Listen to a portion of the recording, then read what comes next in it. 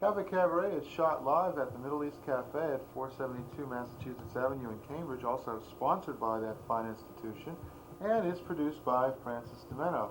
Today we present on Cafe Cabaret none other than the legendary Wrong Hero, if I do say so myself, in I'm Not Crazy, You're Just Stupid. So please stay tuned. Don't be put off by the rather off-putting title of this presentation, but just sit back and enjoy the Wrong Hero.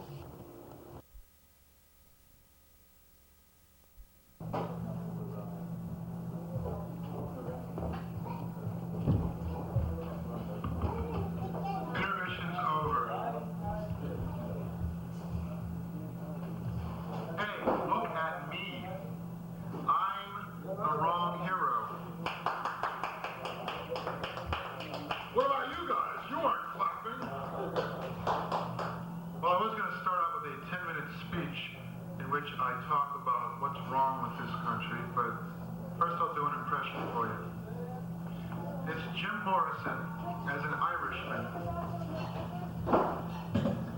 Oh, the type that hesitates is through no time to wallow in the mire, and if you're not careful, I will light your head on fire. Oh,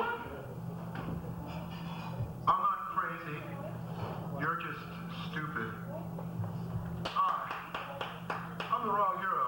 I wear this mask not to conceal, but to enhance my identity. A wise man has said that when you know what's behind the mask, it's hard to talk about how attractive the mask is. That wise man was me. I'm the Wrong Hero. Am I a shaman of class animus? An avatar of the moron zeitgeist? No! I am an alien comedian, and I come to your planet to warn you.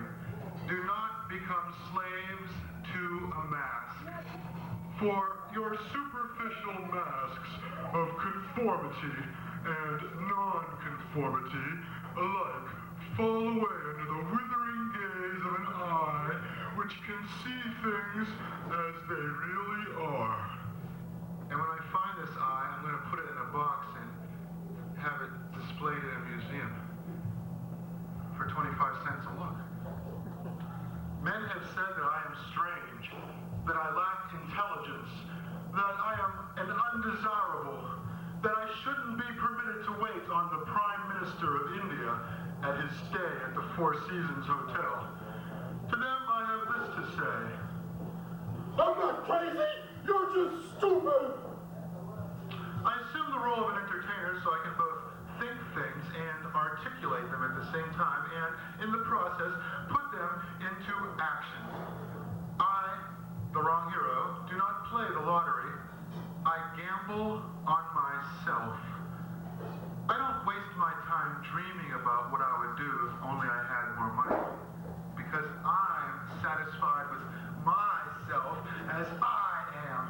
I have no need to sell myself to you, so I can buy into a depraved mindset imposed upon us from above.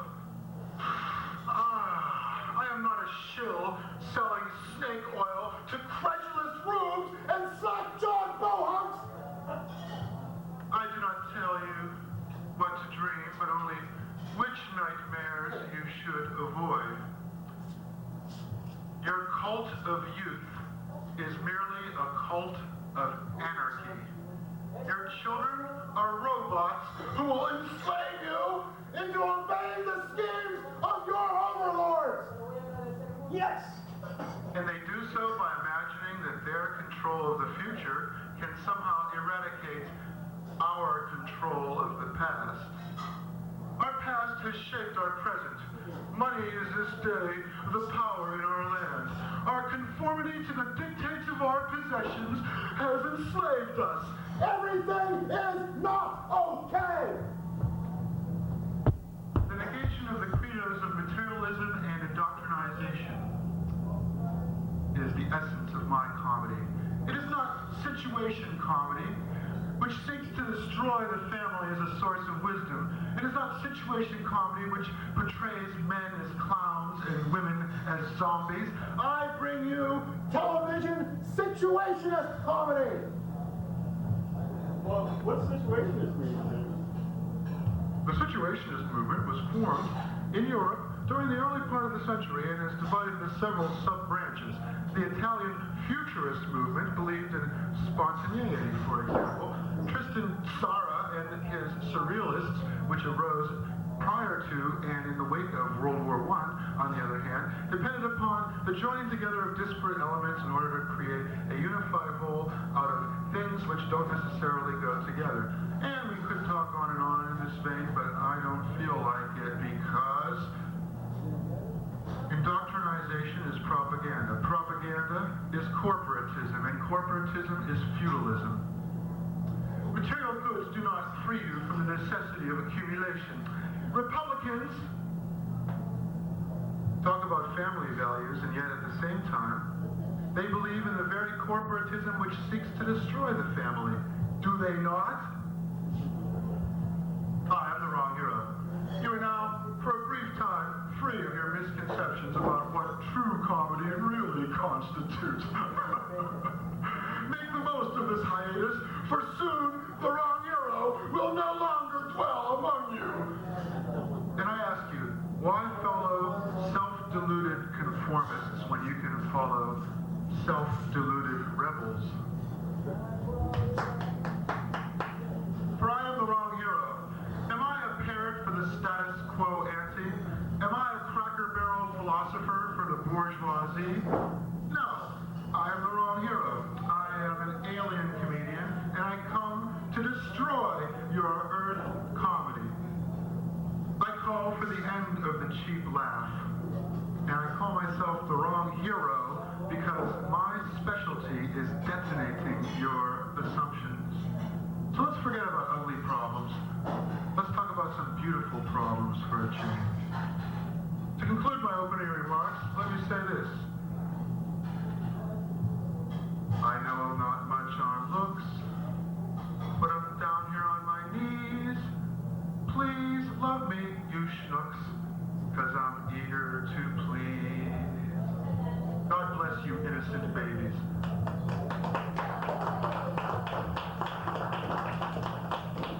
And let me remind you, I'm not crazy, you're just stupid. I'm not wacky, or wry, or clever, or corny. I don't talk about sex, television, and life's little annoyances. I am the wrong hero, and my every performance is my unauthorized autobiography, which I will never publish because it is tied up in litigation, instigated by me, the wrong hero. But I'm thinking of calling it I'm Innocent and the Attorney General Knows It. But that's just a working title. I think what I'm really going to call it is This is not a book. Go on, beat it. Scram. Get out of here. Fetch the red hot branding iron. Part 1. And Part 2 will be called So You Didn't Listen. I'll tell you this about the wrong hero. I'm like a greyhound, straining at the leash, whimpering, pissing, wallowing in my own shit, and dying to date that cute little cocker spaniel over in the next yard. People say a dog is your best friend. Hey, all my best friends kill chickens. All of my best friends gag kibbles and bits onto the linoleum. All of my best friends beg for treats with their genitalia exposed. So yes, a dog is my best friend. I will also tell you this about the wrong hero. I smoke. And I also have a little arrow thrust through my heart every time I admit this. I smoke. But in the office, smoking crack is verboten. So I use chunky gum. And with every working of my jaws, I tell my employers, he's a junkie, junkie, junkie with chunky gum. Yes, I smoke, but I don't believe in assisted suicides. Hey, Call me contradictory. Let me tell you this too. I'm not bad. I just like to boss people around and tell them to shut up. Am I so bad? I have a lot of fun on the job.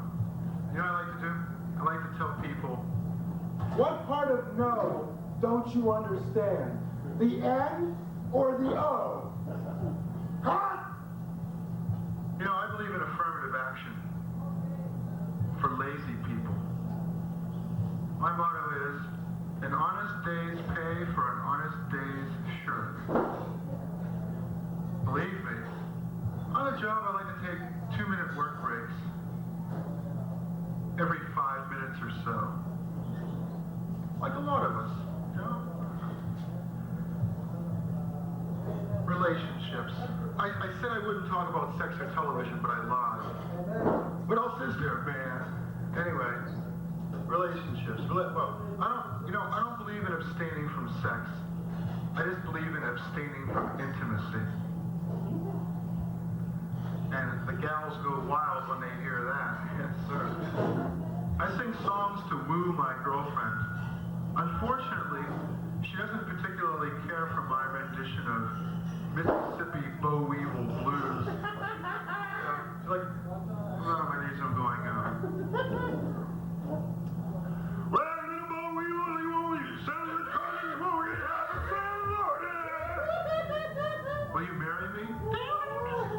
Well, we've left town this morning. You know, she really thinks that. You know, the blues are very relevant to our way of life here in the 90s, as my friend Phil over there will testify. It's like, with lyrics like, I got a yellow gal I can't keep. you know, I have that song all the time, you know, all the time. So, the blues really speaks to me. Wow. It's almost Father's Day. People tell me I should go and visit my family. And I say, why? So I can live up to my shortcomings? I'm already doing that right here and now, okay? I don't have to go 800 miles away to do it. Besides, I like my apartment. My apartment came with wall-to-wall carpeting.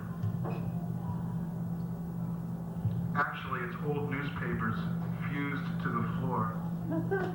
Well, you know something? By looking down, I can get a PhD in history. It's like, Lincoln shot, remember the Maine, Titanic sinks, Kennedy assassinated, and local boy wins spelling bee. So, you know, I'm really kind of savvy when it comes to history because of that. Now, see, all right, you guys, we're gonna talk over the fact now, see? Parking zone sign face, I want you to stand right over there. Atlas, Hercules, Samson, I want you to pick the bank up. If you want to pull a bank jar, we're not gonna push it, see? Keys, I want you to play the piano. See? You look just like that Dick Tracy villain. You know what I mean? No, you don't, do you? Because you don't. See? Yeah, I wish gangsters still talked like Jimmy Cagney. Wouldn't that be wonderful? It'd be great, I think. And I wish all bankers talked like Mr. Potter. Like, George, you applied for a loan for me, see? You called me a bitter, frustrated old man. Well, George, you're a bitter, frustrated... I wish all businessmen talked like Mr. Mooney. Like, Ooh, Mrs. Carmichael! the guy, he had the best slow burn in the business. You know, it wasn't really fast. It was like, Mr. Mooney, I just blew up the parking lot. You know, he died of apoplexy before he got a word out. Oh, I was talking about my apartment. That reminds me of a tedious story. It's a false story based on untrue events which never happened. It's about two roommates from similar socioeconomic backgrounds who never argue and enjoy great health. That's a real untrue story, isn't it? People say, wrong hero, you have a cynical alternative viewpoint, which is totally out of touch with what the rest of the country is interested in.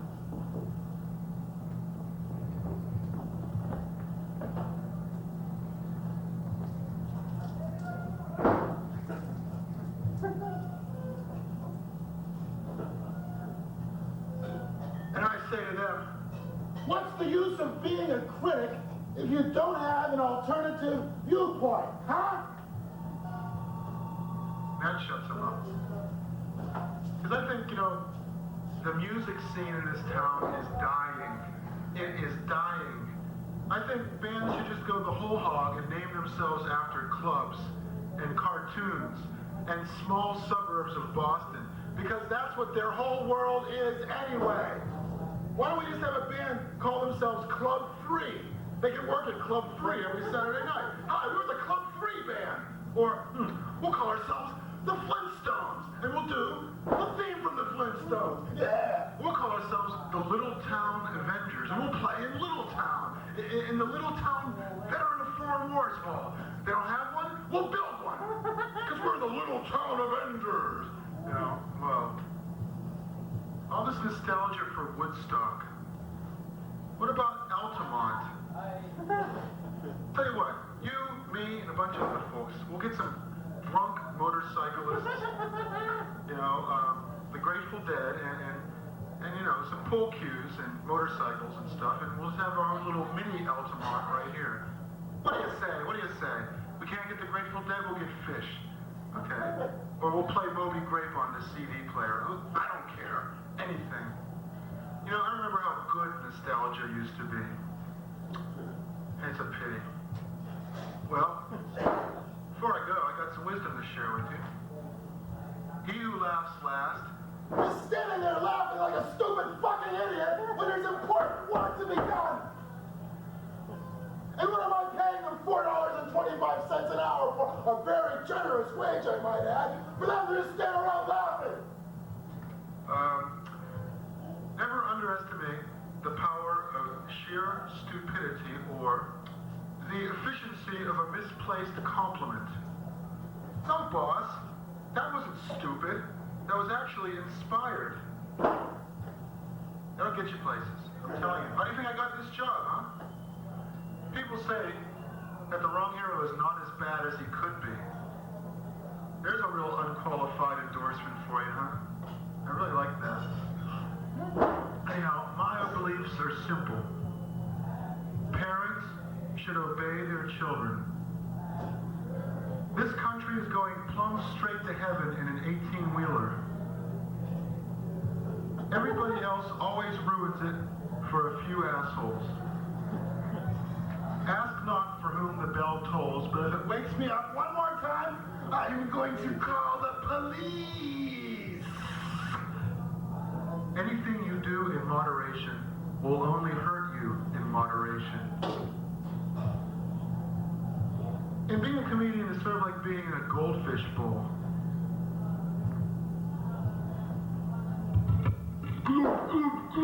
Fishy human thing. The whole course of history would have changed if Tom Dewey had shaved off that stupid mustache and beaten Truman in 1948. I'm telling you, all that was standing between him and the presidency was that stupid, pencil-thin mustache, which, in the words of one commentator, made him look like the bridegroom on a wedding cake. Shave the mustache, Hitler boy. Come on. What? One razor, 10 cents. Shave the mustache, Mr. President. But no. And so instead we had Truman and the Korean War and Eisenhower and the Vietnam War and Kennedy and the Vietnam War. And what was the Vietnam War fought over? What is the principal export of Vietnam? Rice! Valuable fucking rice! 58,000 people down a rat hole for fucking rice! Now we can go to war for Korea. And what's their principal export? Cabbage! Valuable fucking cabbage! 58,000 more people! Well, maybe not. Let's hope not. So, you all know about Judge Breyer, right? The recent Supreme Court nominee. He sort of looks like an adult Gilligan. I picture him with a little cap, and going, skipper! And Judge Ginsburg, every time I see a picture of her, I expect the caption to read, I'll get you, my pretty, and you will go, too! and Henry Cisneros, He sort of looks a little like Gomer Pyle, just a little. You know, he's got that same. You expect to hear the Marine Corps anthem, da-da-da-da. And you know, Fidel Castro was recently interviewed in Cigar Aficionado magazine. Now, who's going to interview Clinton? High Times. You know, how I didn't inhale. You know, handy tips for you and the kids. So, anyhow, I'm the wrong hero. My hobby is collecting dust. And I don't drink coffee because I already have a bitter taste in my mouth first thing in the morning. Thank you. And that's why I'm working in a coffee house. My dad says, son, work in a restaurant and you'll always eat. And I said, Dad, what if I work in a coffee house? Will I always be nervous?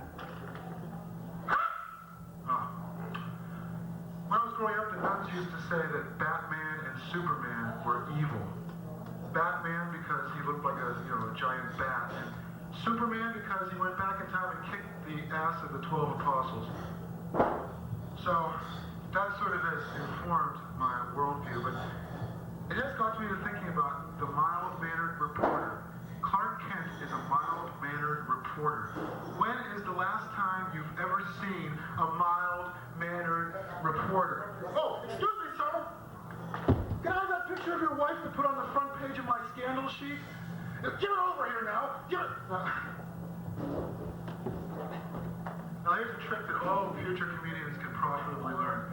When the joke doesn't go over the way you'd like it to, you go, no, like that, you know. No. Practice. That's all. Come on, guys, practice. Ready? 1, 2, 3. No. No. My sister does that, you know. She also goes, oh, Frankie, I was just talking to my girlfriend the other day, and I hate that when she says that. You know, it's sort of like, good. What does that mean anyway? Anyway, I'm the wrong hero. And I'm doing this because I look forward to the day when I can go on tour with my brand of unique socio-polluter comedy and work in towns that have dirt sidewalks. And remember, just one thing, you are beginning to annoy me. Because you make me nervous. Nervous. I'm just a singer in a rock and roll band. Nervous. And you want to know why? Because you're evil. Evil. Evil! Evil! Evil!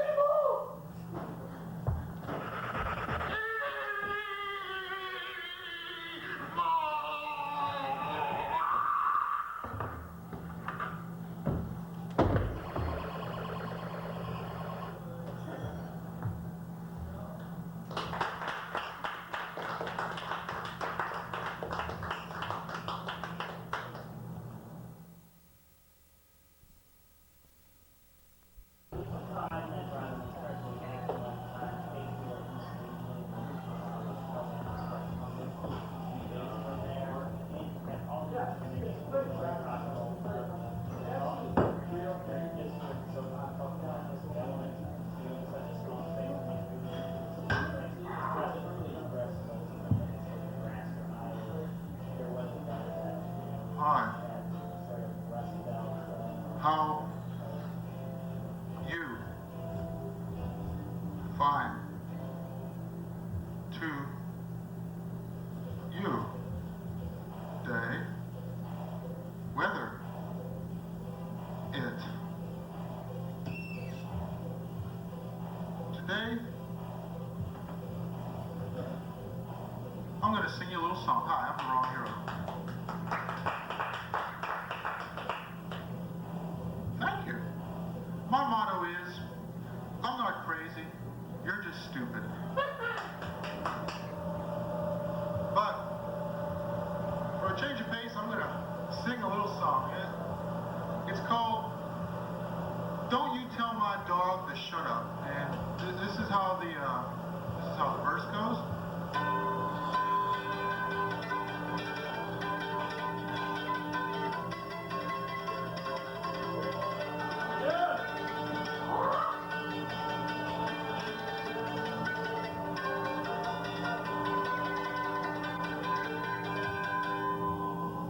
My dog is barking. He's a good old pup. Don't you tell my dog to shut up. If you're feeling sick, like you want to throw up, please don't do it on my good old pup. My dog is barking. He's a good old hound. Don't you tell my dog to quiet down. Well, it's getting dark, and you look pretty ominous. Don't you tell my dog to bark or not to bark, because you'll be saying, hominous, hominous. I just made that part up. Hi, I'm Goofy. Welcome to Disney World. I just had my penis chopped off. Thank you, Uncle Walt. Well, you know something, there's a little story that goes with this song that I just sang for you. And I think I'd like to tell it to you. But before I tell you the little story that goes with this song, I think I'd like to tell you a little fable first. And it's called The Jealous Dog. You know, people say that a dog is man's best friend. And I say, sure, all my best friends kill chickens. All my best friends drink out of the toilet. Hey, all my best friends vomit kibbles and bits onto the linoleum. All my best friends beg for treats with their genitalia exposed. Yeah. Dog is a man's best friend. Yeehaw! You know, they say people say dogs are loyal. They say, don't be scared of that dog. That dog's so gentle, he'll eat right out of your hand. And I say, yeah, he'll eat right out of my foot too if I let him. But I ain't gonna go on. Well, this here is a story about how jealous man's best friend can really be once you get real going for a change. And I know because I've read a book. I've heard the Hootie Owl. And I've stayed in fancy hotels. And I know what a whole bunch of nines are too. See? Well, once upon a time, there was a farmer. Now, I know most of you don't know very many farmers, so I'm going to make this real simple. He was a farmer, okay? A fucking farmer. He's a guy who goes into singles bars and says, yeah, I got last year's Commodore stuck under my fingernails, little lady. How would you like to go out with me? Well, once upon a time, there was a farmer and he had a pet dog. Whoops, sorry, that should have been. There, that's better. Or maybe even, he had a pet dog. He has C for cat. A pet cat. A pet pig. And a pet chameleon. But that part comes later. Anyway, the dog had his own dish, and he should have been happy with that, but he was jealous because the farmer bought a fur coat for the pet pig. Well, then the pig got upset because the farmer gave brownies to the dog. But the dog was angry because the brownies were the stale kind that you buy at bus stations for 39 cents, wrapped in cellophane, and they've been there for like 6 years. Because who the hell wants to eat fucking brownies when you're sitting next to some drunk guy whose breath is enough to make you swear off Alcoholics Anonymous for the rest of your life? So, anyway, the dog was angry. So he sat in the pig's trough. Now, a trough is something that a pig eats out of. The human equivalent is dinner plate. Well, anyway, he sat. The dog sat in the pig's trough, wasted away to skin and bone, and there's no more terrible sight to see than a skinny pig, believe me. And when you know it got so that the pig's lovely fur coat wouldn't even fit him anymore. Now, ain't that a tragedy? Well, of course, now the dog was all set to claim the fur coat for himself. But what happened was the pig gave it to the cat. Well, Tabby was spiteful, and Tabby wouldn't even let the dog so much as borrow the fur. The dog said to Tabby, "Let me borrow your fur." And the cat said, "What fur?" And the dog said, "That fur." And the cat said, "What fur?" And it went on and on like this, much like the three chords of this song, which I'm going to be playing over and over for the next 15 minutes. You want me to throw a little something else in there? I will. Ready? That isn't working. I'll stick to the tried and true.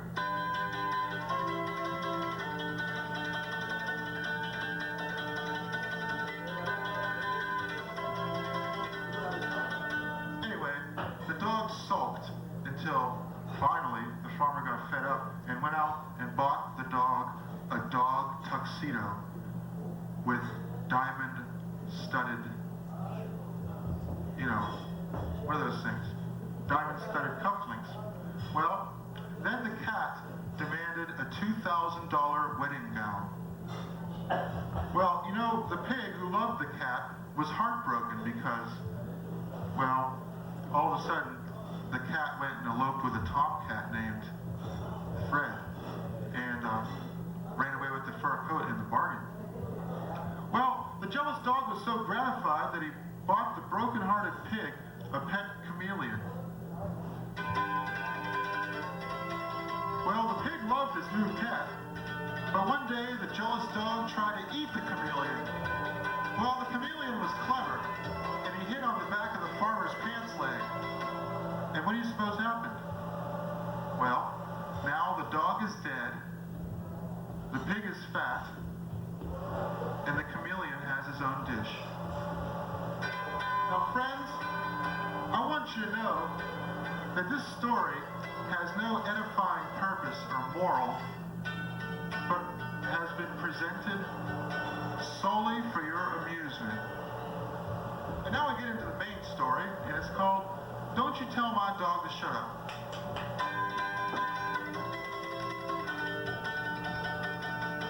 I had a job selling encyclopedias in Pittsburgh, Pennsylvania, during the height of the oil crisis. Did I mention I was selling them to unemployed steelworkers? And they were made in Japan? Even though they were called Encyclopedia Americana? Well, I mentioned it now. Okay. I don't know why I have so much trouble holding a job. When I'm on the job, I do the work of two. The Menendez brothers. I had a job writing children's books, but I got fired for using the word poop. Plus, they rejected my masterpiece, Winnie the Shit.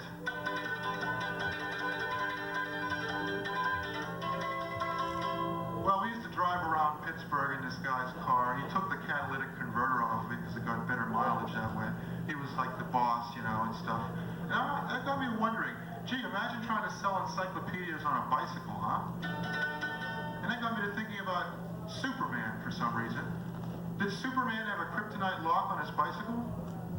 And if he did, what would it be like? Can't pedal, too weak, must rest. And by the way, what about Super Baby? When they were raising Super Baby, what's the best place to raise Super Baby? A small town, right? Where everybody knows everybody else's business, right? You can't so much as let a fart in the bank without everybody talking about it on a Saturday night. And that's a great place to raise a super-powered infant alien from another planet, isn't it now? Yeah! Them Kents, man, I'll tell you, they were real smart. Why did Martha can't marry Jonathan? Because Kent satisfies best. That's what they said at Kent State, too. I saw something of a chuckle coming out of Kevin Carter's esophagus, but it didn't go all the way out. Well, maybe by the end of this, I can get a regular chuckle out of it. Wait, this is before they had that Saturn car. Now, what's the deal with this Saturn car anyway? Why do they call it Saturn? I guess if they called it Mars, it would be too warlike. And if they called it Venus, it would be too lovey-dovey. So they called it Saturn, the Greek god who devours his own children. Great name for a car. Here's the keys to your new car, son. All right, Dad.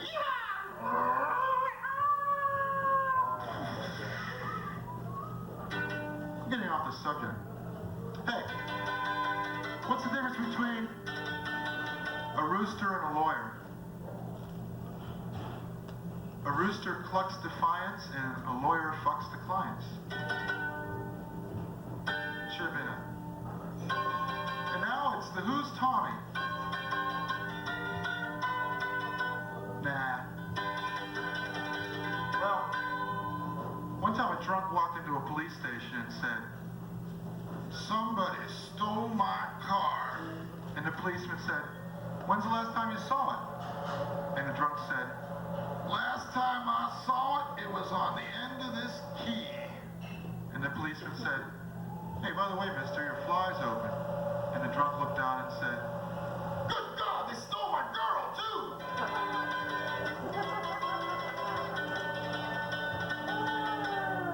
What's the difference between a nearsighted sharpshooter and a constipated owl? Well, one shoots and shoots and never hits, and the other one hoots and hoots and never shits.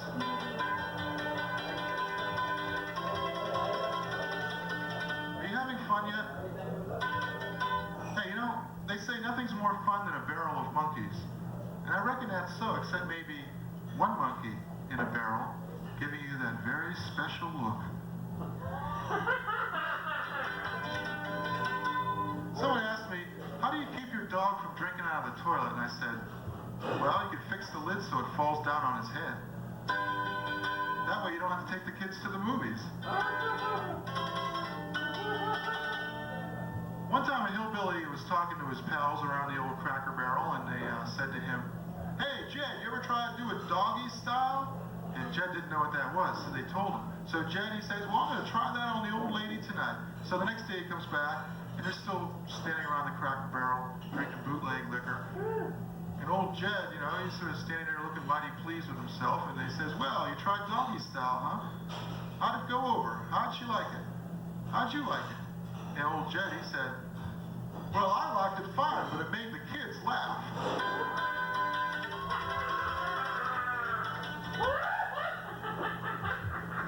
Well, I'll tell you, yeah, the old jokes is the best jokes. Well, one time there was this guy in a small town, and well, he got drunk, and he remembers the next day. All he remembers is this golden toilet. And he was obsessed by this golden toilet. He had to find it, so he went knocking on every door in town saying, "Excuse me, do you have a golden toilet?"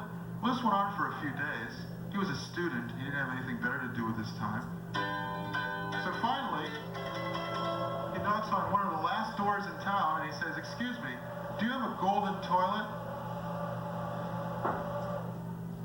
And the guy who answered the door said, "Hey, Mabel, I found the guy who shit in my tuba." You ever notice how Midwesterners all talk like Huckleberry Hound? You know, you ask them for directions and they go, "Oh, darling, oh, darling, oh, yeah." Well, you know, Southerners are even worse. Southerners, whenever they're mad at you, they all talk to you like they're taking a shit.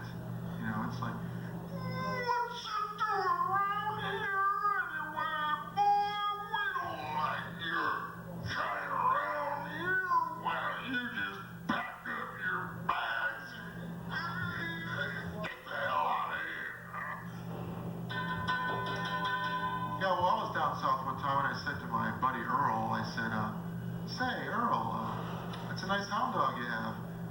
said, yep. And the hound dog was licking his balls, and I said, gee, I sure wish I could do that. And old Earl, he said, get to know him first.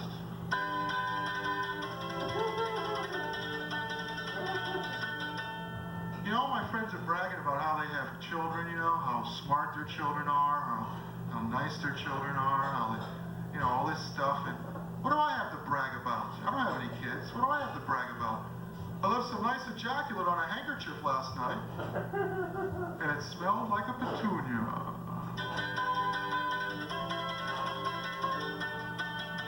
The way I see it, masturbation is the poor man's Nintendo.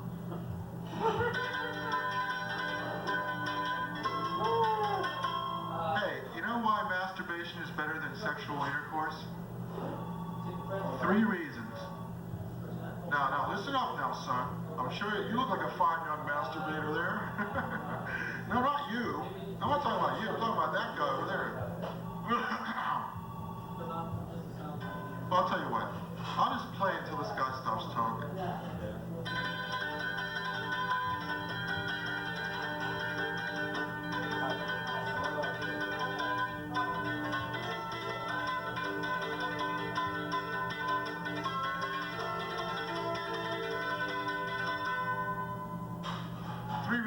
Masturbation is better than sexual intercourse. You know who you're dealing with. You know when you've had enough. And you don't have to be polite afterwards. By the way, did I tell you that I decided to glue my balls together?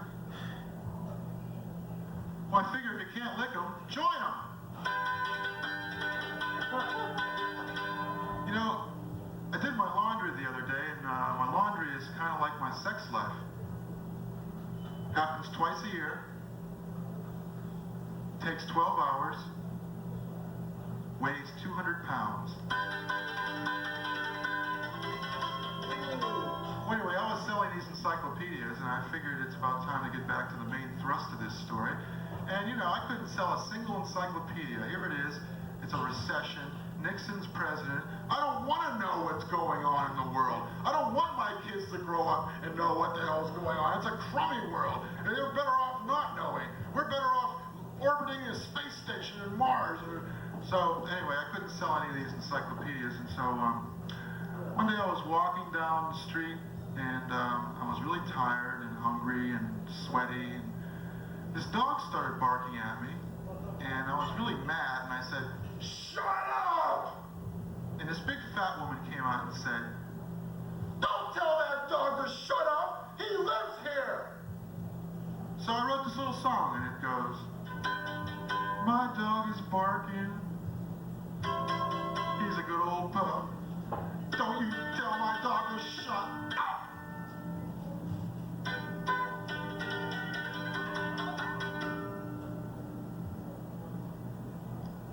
My dog is barking. He's not your slave. Don't you tell my dog not to misbehave. That's about all I got time for right now. I'm the wrong hero. Oh, you want more? Okay. Oh, what the hell? Okay. Yay. Well, I will tell you just one other thing about another job I had. You know how many unemployed people there are in the world? 700,000 people without jobs. And who knows, the figure in the United States might be even higher. Except, of course, there's only 250,000 people in the United States. Not only am I unemployed, but I've never had a job, and neither of my past lives have either. I'm third-generation reincarnated welfare recipient. I know, it's not proper to make fun of people on welfare, but I think it's okay to make fun of people who get the home mortgage deduction on their income taxes now, isn't it? Or people who fail to pay their capital gains tax. It's fine to make fun of them. But you can't make fun of the underdog. It's not allowed in this country. And you can't make fun of Simon Bar Sinister either. It's Underdog's nemesis on the old Underdog TV show. Do you like the way how I set up these jokes without really setting them up and then explain them afterwards, long after you've forgotten how to laugh? It's a talent of mine. I think my mandolin's going out of tune. Well, so anyway, yeah, one time I was thinking people will do anything to keep their jobs. Like you see a guy running down the street, there's smoke pouring out of his ears, you say to him, "Hey mister, your head's on fire." And he says, "Can't stop now and chit-chat, time to get to work, time to get to work." So, that got me to thinking, you know. Some people are really rude to you in their jobs, and that's because either they have seniority and you can't fire them and you can't even pry them out of their chair except with a cold chisel, or they're so sick of the querulous demands of thousands of stupid people that they just don't give a shit anymore. That's why they're rude. See you later, Franny. Glad you could stop by. Well, anyway, one time I walked into an ice cream store and I was wasted.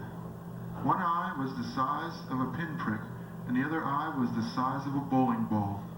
And I stepped up to the counter and I said, "Give me a triple-decker ice cream cone. I want 1 scoop grapefruit sorbet, 1 scoop ginger snap molasses, and 1 scoop coffee cappuccino, almond bark, Mexico City car exhaust fume, paint thinner rag, eucalyptus leaf, koala bear, here kitty, kitty, kitty, here kitty, kitty, kitty, dolphin-free tuna, mastodon trunk, and I don't want it in a cone, give it to me in a monkey's paw." And she said, "For here or to go?" Well, and that reminds me, about 20 years ago, I was going out with this French-Canadian girl. She didn't really want to be going out with me. She was ashamed to walk down the street with me. Isn't that sweet? Ah, young love. So one day, we walked into a Baskin-Robbins, and she said to the girl behind the counter, "Hi." And the girl behind the counter said, "What flavor would you like? Is that your boyfriend?"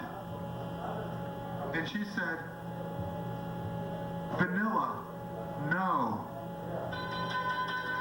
God bless her wherever she is. And God bless you. I'm the wrong hero. And just remember, before I do my final closing solo, I'm not crazy, you're just stupid. And now I'm going to let her rip.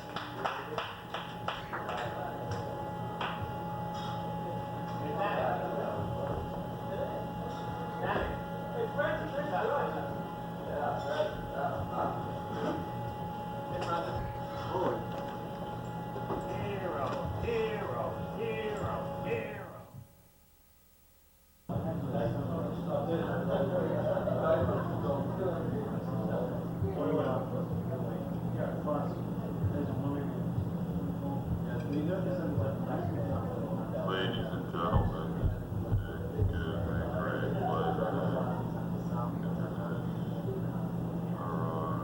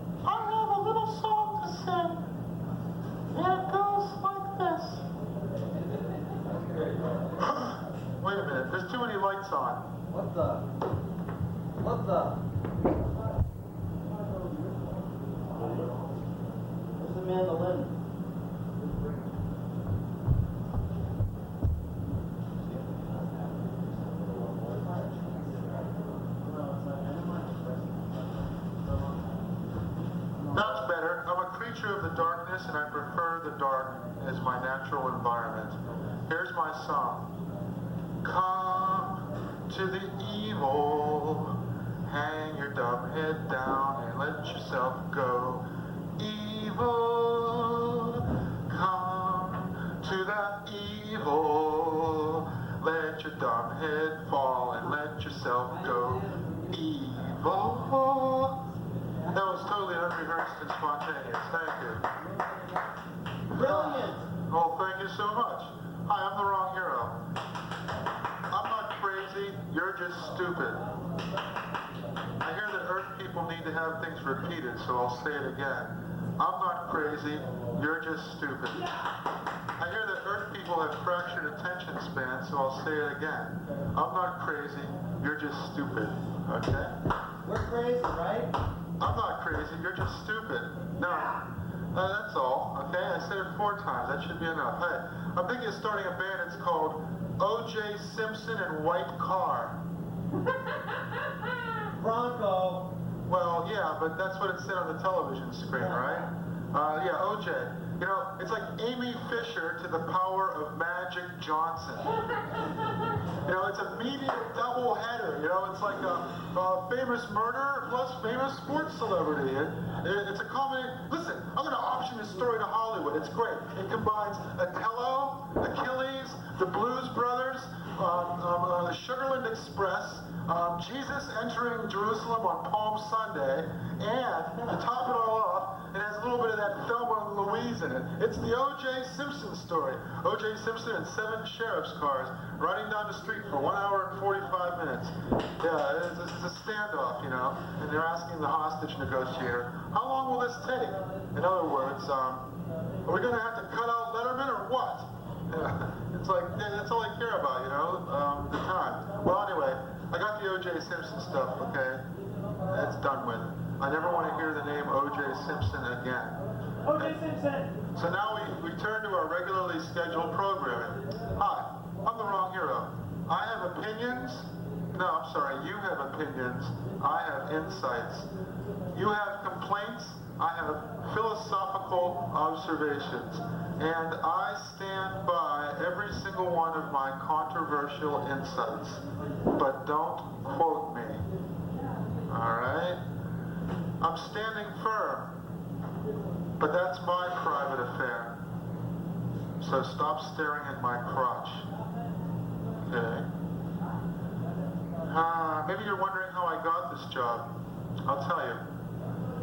The guy who owns this place, Nabil, first time he saw me, he said, "You're wonderful. You're honest. You're sincere. You're truthful. You speak your mind. And best of all, you're willing to work like a slave for peanuts. You're hired," you know? So it's cool, and I like it. You know, some comics won't work this place. You know why? They say it's a toilet. And I said, that's just plain wrong. A toilet has working plumbing facilities. Okay? This place is not a toilet. Whatever else you may say. Hi, I'm the wrong hero. I may believe in signing my own death warrant, but at least I use a pseudonym. I hate to say this, but it's all over but the shouting. And that's coming up in just a few minutes. Bear with me while I finish my introductory comments. Hi, I'm the wrong hero. My blood type is B negative.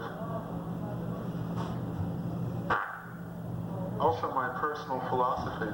You saw correctly, I just farted into the microphone. Yeah. Way. Yeah, way, man. You can talk with your mouth hole? Yeah, I sure can. You betcha. Sometimes people say that's all I do is talk through my ass. Anyway, you know, the job market's tight and most businesses refuse to scrape the bottom of the barrel, which is why I'm working here at the Middle East. Natch. You know, I could work in Canada. Canada has a 100% literacy rate, but nothing to write home about. Isn't that just the way? It's like, dear Mom, it snowed. Love, Pierre. A working vocabulary of 6 words and 100% literacy. So, just remember that. I could work in a bank, but I don't want to work in a bank unless all the money is mine.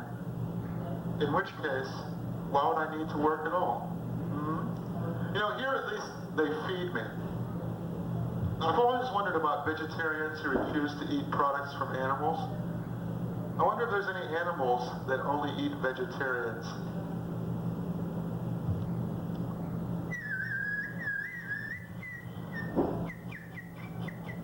I'm a man-eating chickadee. Nah, he eats meat. I can't eat him. There's one. That was Hitler. He was tasty. No taint of stinking meat on him. Well, yes,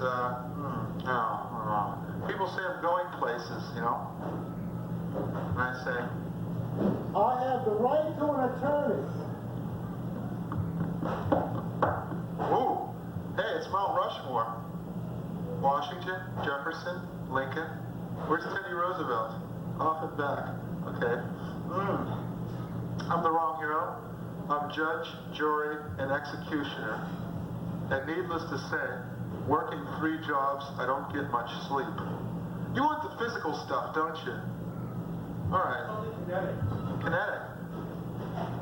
You know, if I ever retire, I think I'll start a heartless shelter where heartless people can go to hide from the homeless. Or maybe I'll get tap water. No, I'll get mountain stream water and put it in bottles and say it's tap water.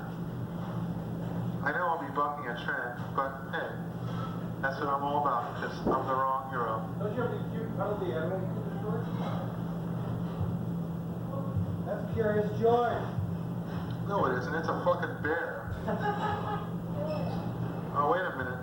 This one has to die slow.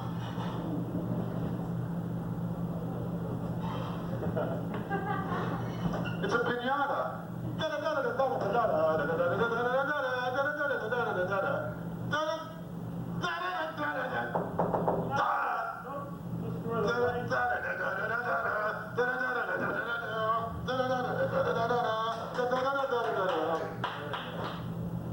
I'm the wrong hero, and I'm like an elephant. And you know what they say about an elephant? An elephant never forgets. Give me a rotten peanut, and 20 years later, boom! Francis, What's that? you could like do a little bit of teleplay and you could be O.J. Simpson and that beer could be his next wife. OJ, please turn yourself in. OJ, man, we love you, man. Please don't do this to yourself, to your fans. OJ, you know, you've written a lot of books about the meaning of courage. Please turn yourself in. Don't run away like that. I finally mastered my fear of speaking in public, and now everybody wants me to shut up. You know, I have nothing to say, but that's okay because there's hardly anybody here. Hey, who are we? Chopped liver. Onions on the side. My social life has died from me. My friends shun me. They outrun me. Chopped liver in me. Thank you, Mad Magazine. You know, matter can neither be created nor destroyed. And in Massachusetts, you can't buy it on a Sunday either. What's that for, Jeff? It's like, no. It was out for me. How much longer? No, yeah. Nice. Very nice. I'm just getting warmed up.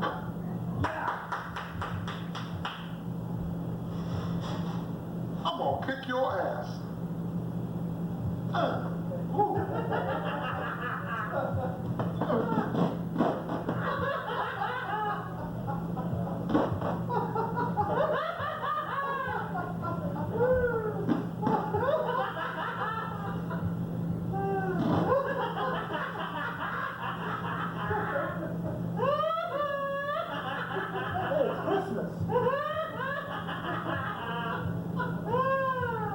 There's his heart.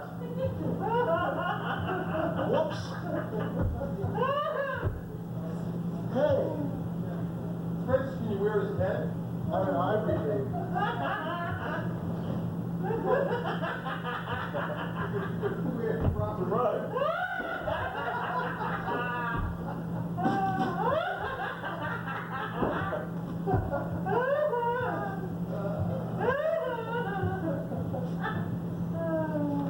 Take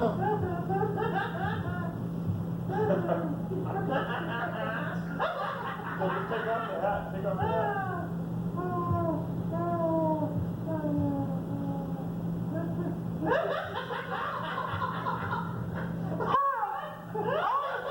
I'm the littlest teddy bear. It's like some weird Mayan ceremonial sacrifice. New Ultrabite gives your mouth sex appeal. Now that we have computers on my job, I can be incompetent at the speed of light. You know, the last time I lost my job, I filled out it in 4 different colors of ink. And now I'm getting disability.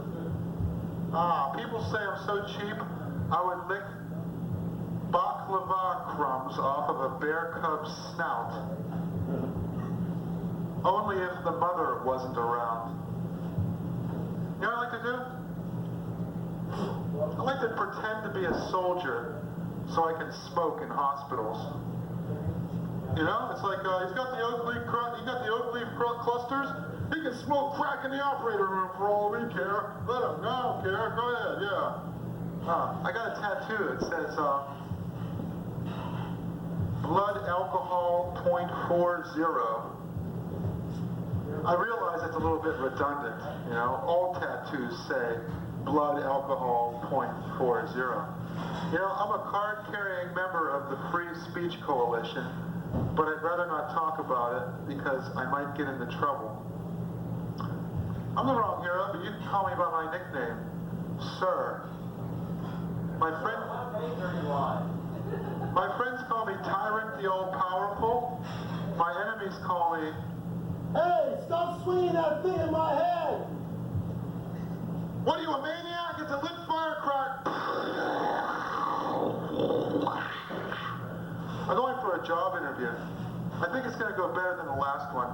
Last one I went on, they said, do you have any hobbies? And I said, yeah, farting through keyholes. They said, do you have any special skills? And I said, yeah, I can piss like a racehorse. And they said in my job interview, they said, where do you see yourself in 5 years? And I said, I'll tell you where I see myself in 5 years. I see myself in a stretch limo drinking Courvoisier from a Dixie cup with a foxy whore on either arm and my fists dripping with fuck you money and you standing on a street corner drinking Keystone beer out of a paper bag with snot on your coat begging for a handout.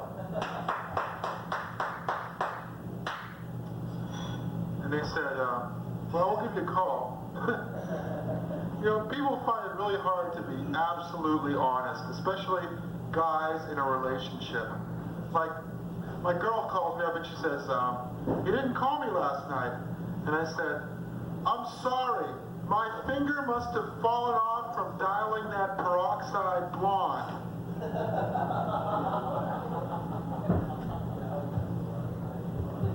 Hey, what kind of soup did the Flintstones eat? Primordial soup, obviously, right? Hey, we're eating the beginning of life. You know, I don't know why they call the newspaper comics the comics, because they're almost never funny. You ever notice this? There's stuff in the newspapers a lot funnier, like this. Interesting parallel. Yeah, I'd like to see the family circus one time. You know, I'd like to see, Mommy, I just threw Jesus down the toilet bowl. I'd like to see that. How about for better or worse? Oh, for better or worse. It's by this Canadian dentist, right? It's as mediocre as a comic strip by a Canadian dentist could possibly be. Like, hey Mac, I hear you're stupid. You know, things like that. It's like, Mommy, I just sold some ice to that tourist. What can I do with this? Yeah, that's It's ivory soap. In its molecular form. create a snowy scene, a winter scene. It's a marshmallow world in the city. shake my clothes. Baby? Da da da da da da da da da da da da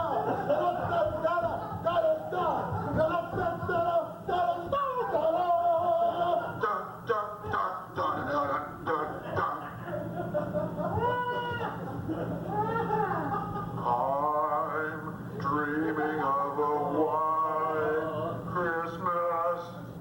Just like the one in pipe-smoking, stupid, big-nosed, intolerant Bing Crosby who wouldn't let Jews join his country club used to know.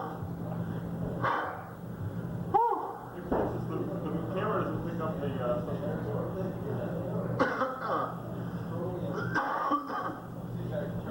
Here's a news item for you. In Florida, a school roof collapsed from the weight of pigeon droppings. Now, how did this happen, huh? Oh, you're gonna bring some along? What? It's one of the 7 types of plastics in the world. It's styrofoam, is it not? Can you give me... There seems to be a mixture of styrofoam and some fibrous material. Dioxin! Ah! Asbestos! Francis, wallow around in it. Asbestos to you this morning.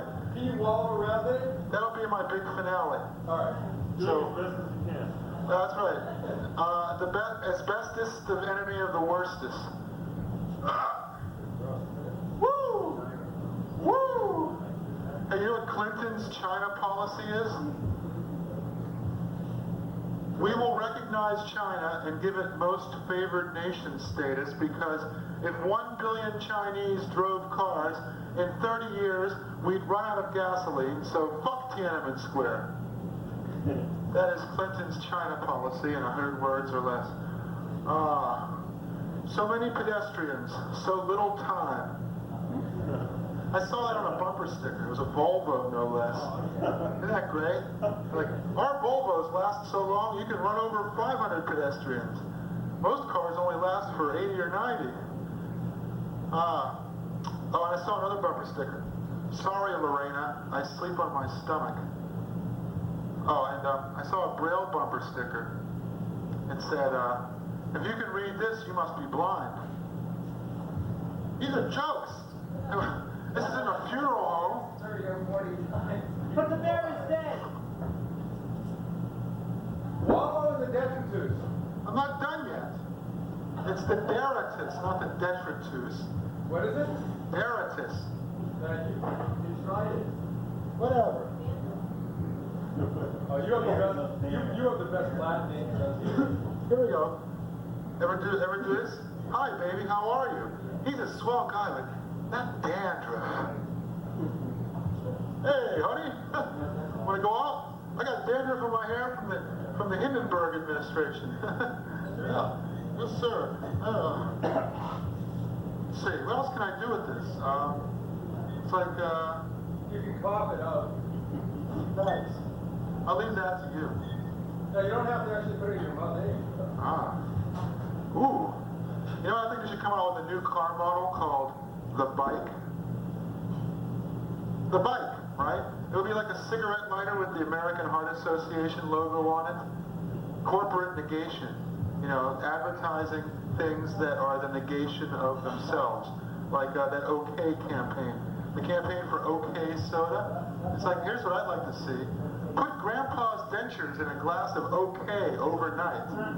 And then when he wakes up in the morning, tell him, Gramps, everything is going to be okay. Okay. Okay? Okay. Here's a good bumper sticker. You're not caught in a traffic jam. You are the traffic jam. Okay? You know? It's like, I need a car. You know what? So I can have a place to listen to right-wing radio show, talk radio hosts here, and pound on the steering wheel and beep every time I agree with one of their insane conspiracy theories. Nixon was hounded out of office, that kind of thing.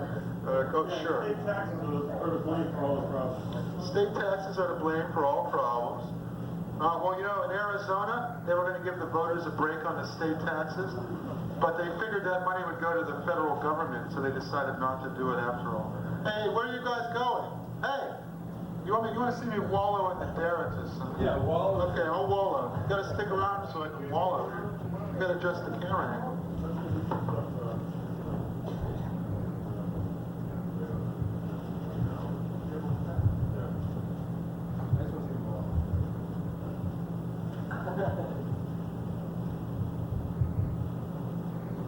detritus, detritus, or deritus?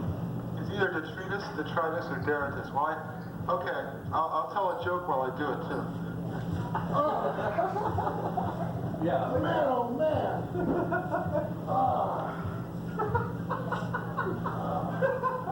Hey, bury me up to my neck, baby. It's so cool. He is wobbling. I wasn't scared to wallow in it. Oh, baby. Oh, baby. I got a honk, burning low. You know what? Cars are cathedrals on wheels, and advertising is a pyramid built on promises. Disposable products and planned obsolescence are America's last great drunken binge out of the world's shrinking liquor cabinet. And here's an ad I'd like to see. You know, I like to watch 8 hours of TV a day, Madge. Really? Well, what you're really watching is advertising. Advertising? You're soaking in it. Relax. It's societally sanctioned commodity fetishism. Steve gets that. He likes that. Television is tobacco for the eyes. Once a country gets either tobacco or television, they never give it up. Television is tobacco for the eyes. Until it kills them. Until it kills them. Yeah, right. Like 50,000 people died from television today. You know what gets me is people who let their kids eat junk food and go to Disneyland and watch television, and they say, I know it's bad, but the kids like it. You know, the kids would have mud pies for breakfast if you let them. I know it's bad, but the kids like it. You know, that is not a good excuse. You know what? Corporations aren't really interested in saving the environment. They're not interested in green products in the long term. They're interested in long green for their products in the short term. Take and run. Anyway, now it's time for the funny material. You ever see somebody do this? What the fuck are they doing? They're buffing their fist. It's like, yeah, this is pretty admirable. And I hate to kneel like this. I gotta change the camera angle one more time.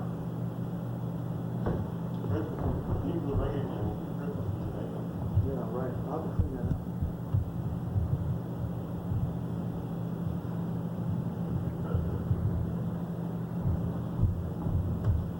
And now, it's slipping and sliding to the oldies. Slipping and sliding, peeping and hiding. Been told a long time ago. No? I've been told, baby, you don't know we can't be no fool no more. Now here's another thing that gets me. People who do this. Farmers, you know, they get their suspenders and they go like this. What do they say? Dum-de-dum-de-dum, a master of all I survey, including a spavined mule and a rusted hulk of a tractor. Here I am, shackled to a rusted tractor in the heart of the Rust Belt. I got a lot to be proud about. Son, someday this will all be yours. Squealing pigs, cow shit, horse manure. Someday this will all be yours. Gee, thanks, Dad. Whew. Now, my friend Chris Caldwell, his father invented the packaging that they put light bulbs in. You know, that keeps them from breaking. What do I have to brag about? Well, my dad made lard sandwiches for Southerners during the Korean War. Now, here's another thing. Phil, you're going to like this. The blues. The blues really speaks to us, you know? I was listening to the blues the other day. The blues has a lot of messages for us, even though we live in the 1990s. Like, I was listening to this blues song, and it went, the bees made honey in the lion's head. Good God! It's like, yeah, I see that every day. Walking down the street, a big lion's head on the ground, bees inside it, yeah. And I say, good God, if I had my way in this wicked world, if I had my way, great God! Oh, that's by blind Gary Davis. It's a great song. The Grateful Dead did it, you know? But it wasn't like, if I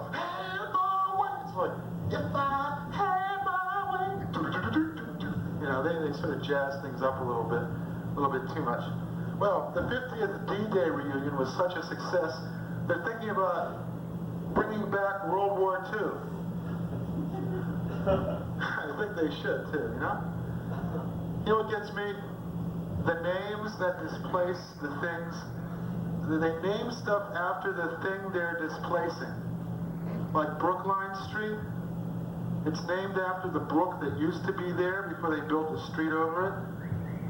They had these car models, the cougar and the eagle. They're named after the wildlife that used to be there before the highways displaced it. It's really weird. Elm Street, it's like there used to be a lot of elms there, but we tore them all down and built houses, and now we call it Elm Street in memory of all the dead elms. You know, so what are they going to call the United States? Dioxin land? Well, we used to have a lot of dioxin here. I don't know. I'm dribbling. I'm the wrong hero. I'm such an expert on comedy, I never laugh. You know, you ever read Improper Bostonian? They had these ads for affectionate satire and cutting-edge karaoke. Have you ever heard of two bigger oxymorons? Affectionate satire and cutting-edge karaoke? So, like, yeah, it's on the real cutting edge of, like, imitating other people, man. You know? Affectionate satire. Satire is so affectionate, it's not even satire. It's not even parody. It's parroting. That's what it is. So, if guns are outlawed, how can we shoot all the liberals? Huh? Trespassers will be shot. Survivors will be shot again. Hey, what's the difference between, what do you call a skinny Republican? A survivalist. Yes, my sophisticated socio-political humor. This is my plea. End racism. Let the class warfare begin. I'm the wrong hero. I tried to climb the ladder of success, but I had my hands in my pockets. For I was not intended by nature to be a mere clown whose sole purpose in life is to tickle the sores of a fickle mob. But hey, a gig's a gig. It'll do for now. I'm like a bowling ball. I pick myself up with 3 fingers and I throw myself in the gutter. Because I'm the wrong hero. And I hear that all of you Earth people are basically wicked. People say, nothing lasts forever. Obviously, they've never seen one of my sets. I'm the wrong hero, and you are beginning to bore me. Want to know why?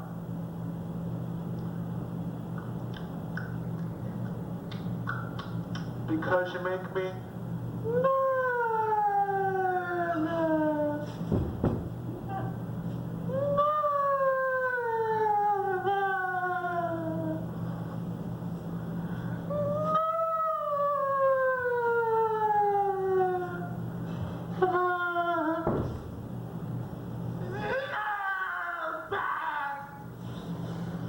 Because you're evil.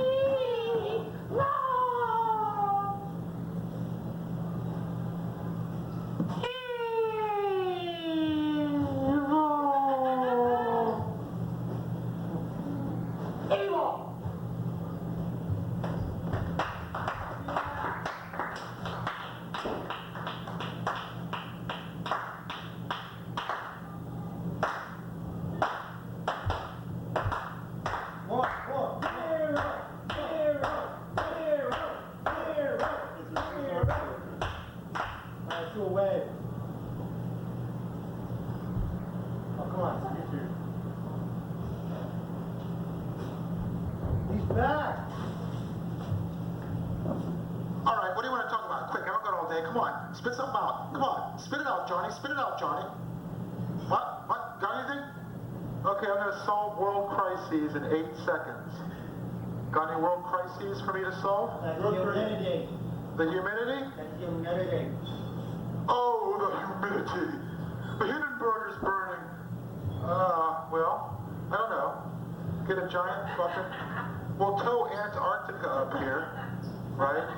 And we'll get a Boeing 707, and we'll blow the little propeller at it, and that'll make it nice and cool. I know, we'll make a gigantic refrigerator and open it up and stand in front of it for like, you ever do that? Oh, when you're really hot in your apartment, you stand in front of the refrigerator. It's sort of like standing in, like baking a potato in the winter when you're cold, except it's the modern industrial way to do it. That's right, leak Freon into the atmosphere so you can dangle your Tootsies in ice. Well, you know, the humidity.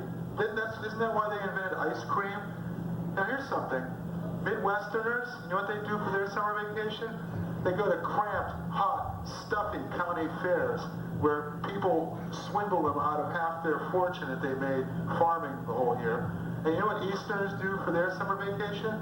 They go to remote, desolate, out-of-the-way places in the middle of nowhere in East Buckbuck and do nothing for 2 weeks, you know? Because they got this sensory overload the rest of the year, so they just like to sit out and dangle their tootsies in the water and relax. Whereas Midwesterners do that 50 weeks of the year anyway, when they're not cleaning up after pig shit and you know, having sex with their livestock. And so, you know, yeah, that's it. As soon as you throw in sex with the livestock, it all comes alive, you know? What's that to do with humidity? Well, what it has to do... Damn it! Well, what if you lived down south? How would you feel then? I'd feel smothered. You'd be smothered. You wouldn't be southern, you'd be smothered. You'd be one of the smothered brothers. Yeah, the humidity. Well, go to Antarctica, go to Iceland. Hey, you know what? Iceland.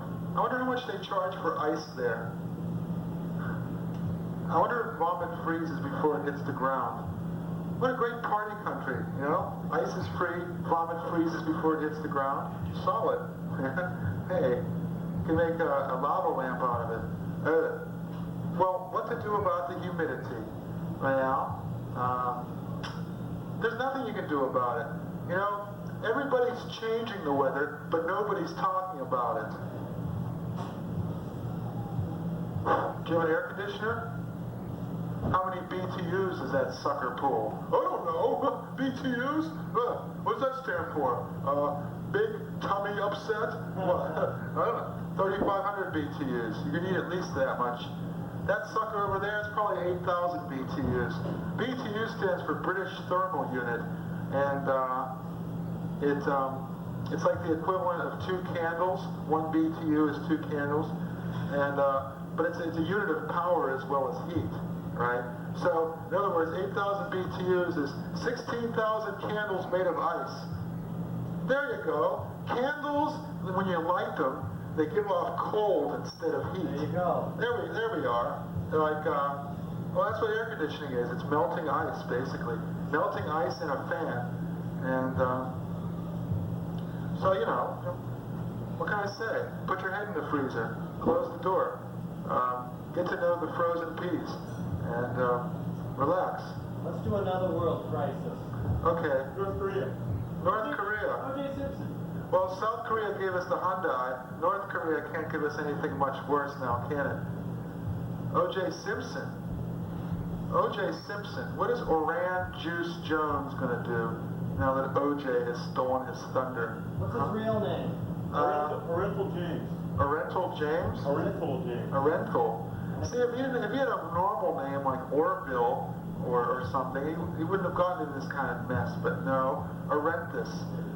I don't know, this is going to seem kind of weird, but why can't people just give their children normal names? Why do they have to call them Letitia and Sister Solija and you know, we want to raise our boy to be an American, so we're going to call him, you know, it's like, great, okay. Our boy Laszlo, he's going to be an American. Tupac, right.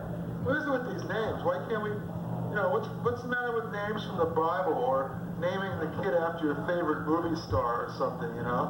Like our parents did. Like, you know, You're always named after the singer that all of your friends hate, like Frank Sinatra, you know, or. But I guess not very many people call their children Bing. Dear Bingle, the groaner, Bingaroo. Okay. Got any more world crises for me to solve in 8 seconds or less? Yeah, the national health care for all. Draft everybody, because the military automatically gets guaranteed health care. Okay, took care of that. All right, takes care of that. You know, we spend 25 times more on the military than we do on saving the environment. That's because our society is essentially dysfunctional and destructive. Well, the military is the world's biggest toxic polluter. And you know what else is a big source of toxic pollution? Photographic chemicals. They account for 40 to 60% of all the toxic waste in the world. How do you like that, huh? Photographic chemicals? Yes. Like nuclear things? No, photographic chemicals. You know, like developing fluid for photographs and stuff. Yeah, how you do it? Want some snow? Oh, it's a marshmallow world in the city. I like looking at you through a veil of styrofoam. Whoa, whoa, it's the strobe effect. Go on with your bad self. What you looking at? What you looking at? I'll pop you upside the head. What does that mean anyway? Here's a can of Coke. Bonk. No? Okay. Does anybody want a teddy bear? Only one owner. Here, I'll put it on.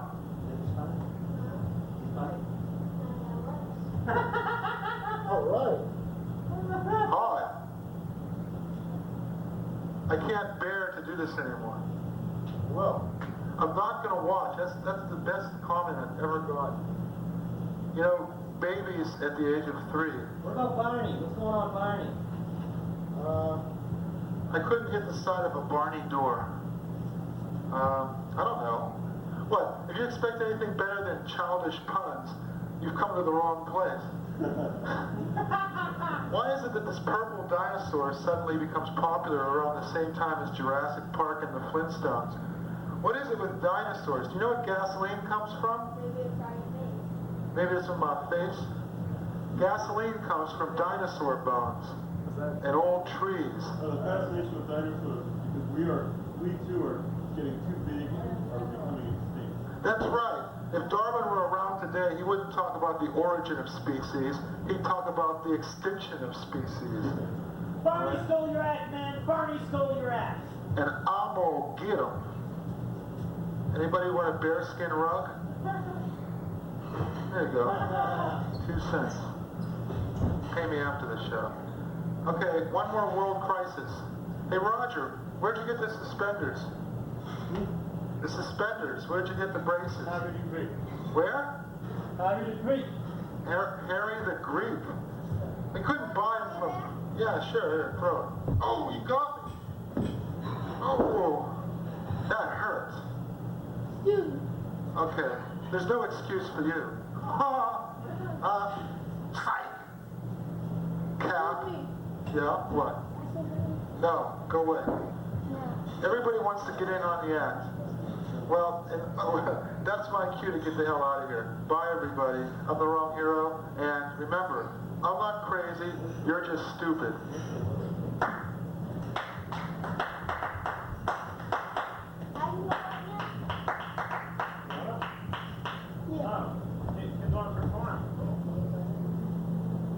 So I spent last year meditating on the question of what is illness and what is health, what is mental illness and what is sanity. And I decided that the only thing that determines health and unhealth is functionality. So if something functions, it's sane, and if something doesn't function, it's not sane. And here's a man who functions, I guess. I don't know. Yes, I suppose he does. He functions because he comes up here every week and manages to somehow derive the energy from each week to go on the next week, so I suppose he's mentally healthy. His name is the Wrong Hero.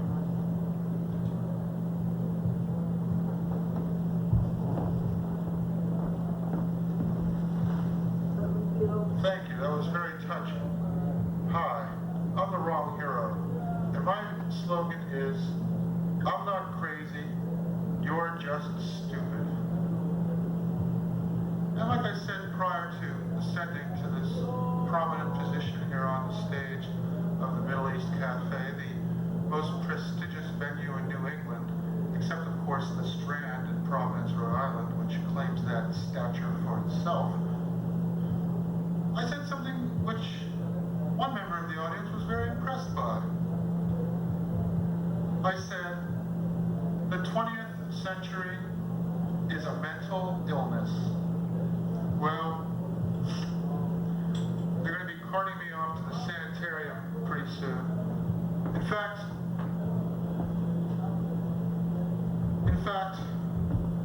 you can tell how mentally ill the 20th century is by the number of synonyms and euphemisms there are for the condition of insanity.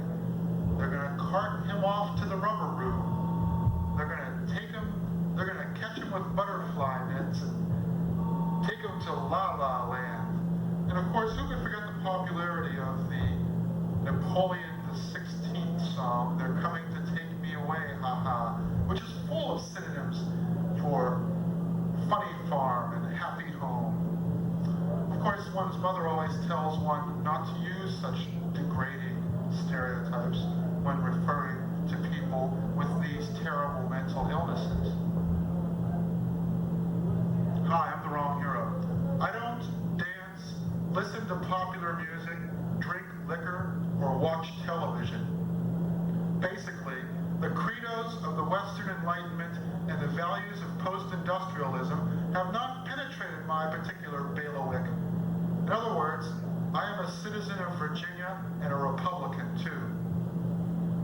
But I have seen the Disney animated feature, The Lion King, 39 times and have read Hamlet only once.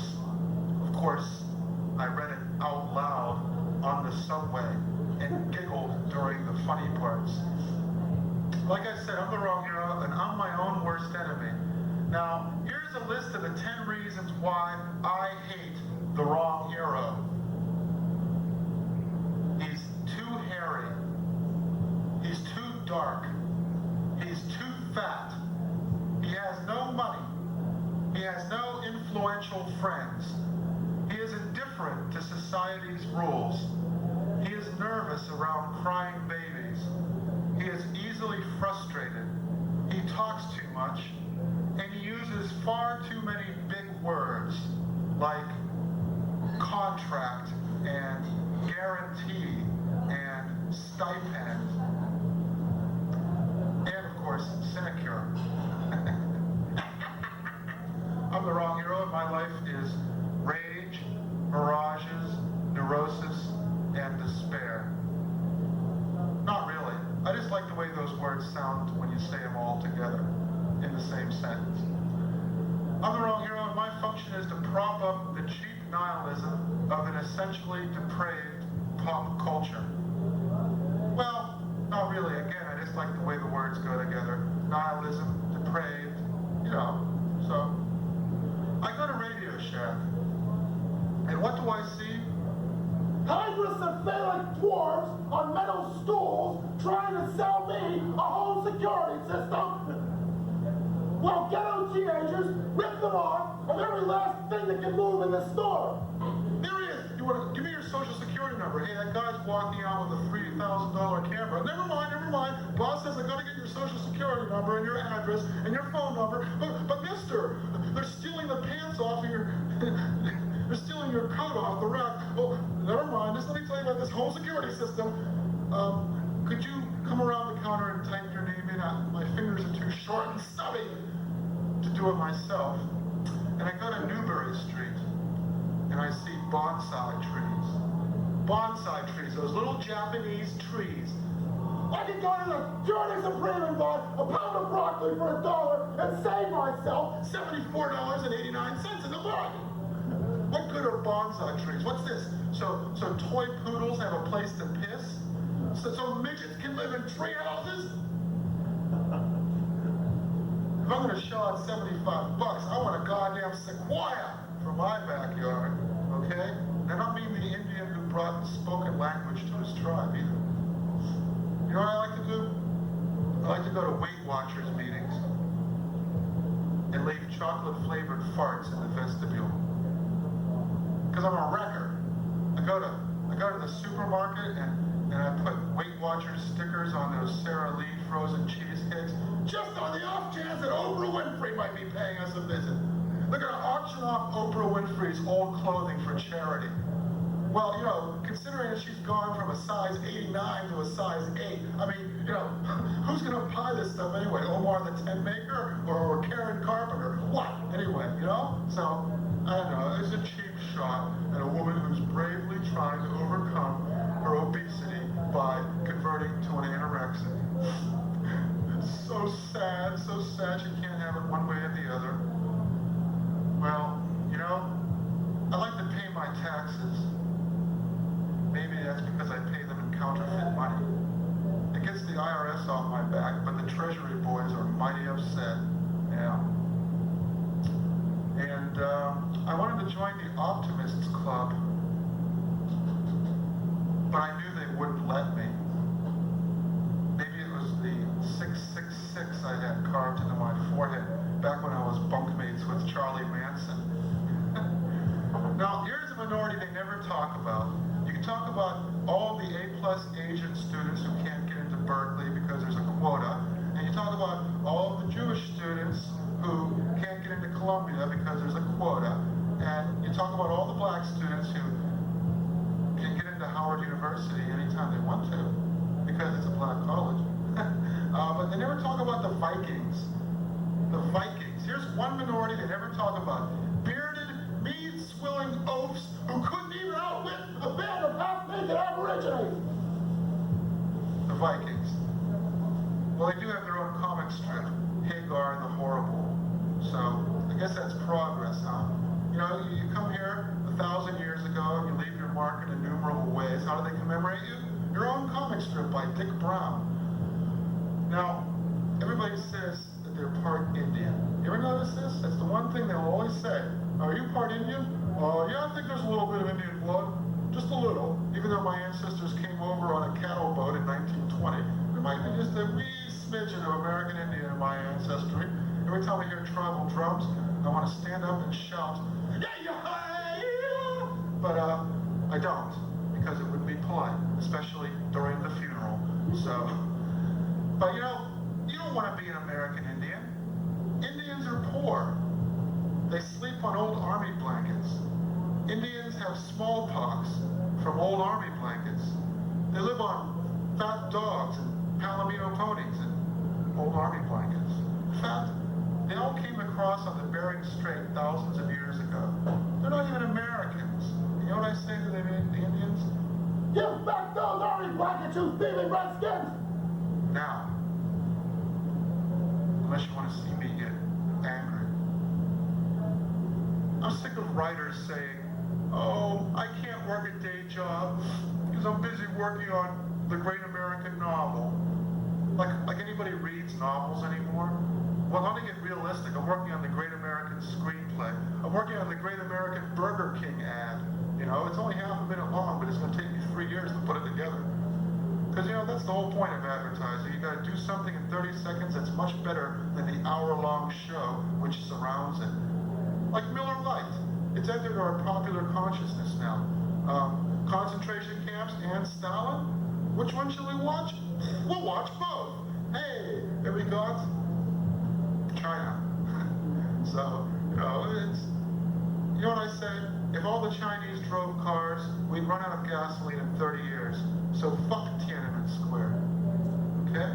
I want all the gas for myself. Me and John Denver, we're going to store it in underground, gigantic underground storage tanks. That's right. Well, I'm working on the lousy American novel. The New York Times. Never has my intelligence been so assaulted by this parade of vulgarity. The Boston Globe. It is as though the sewage and dumped it on the passerby. The Boston Herald. I don't know. I kind of liked it. Well, you know, you can't really have comedy without movement. So I'm going to do some of my prize-winning impressions. Who awarded them these prizes? Me. But that's beside the point. Here's one. An astronaut during re-entry.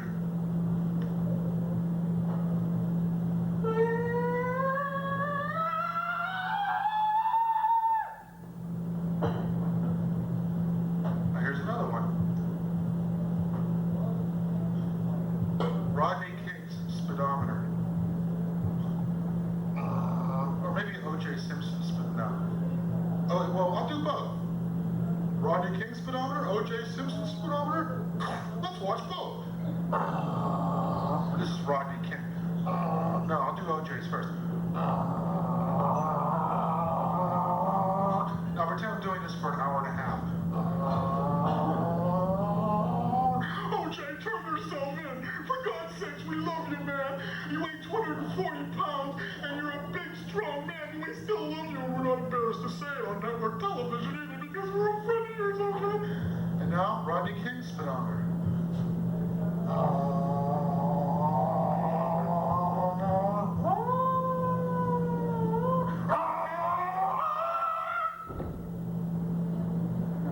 Let's go to Vegas, Al. And now, a fireplace.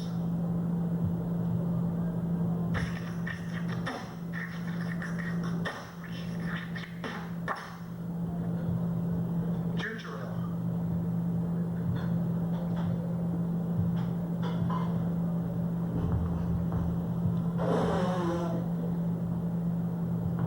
A dishwasher.